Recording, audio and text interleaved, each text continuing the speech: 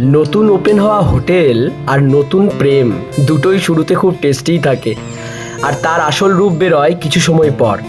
আর সেই জন্যই আজ 20 বারের মতো আমি খেতে এসেছি ঠাকুর হোটেলে। উফ, এত ভাট বকে, এই জন্যই তোমার ভিডিওগুলো কেউ দেখতে চায় না। কাজের কথা বলো না, খাবারগুলো কেমন ছিল? ও হ্যাঁ হ্যাঁ, আজকে প্রথমেই আমাদের দিয়ে দিয়েছে দুটো ভেজ থালি। আমি নিয়েছি তার সঙ্গে মাটন, আর আমার বউ খাচ্ছে ভেজ। মাটনের কালারটা দেখেছো? ওফ!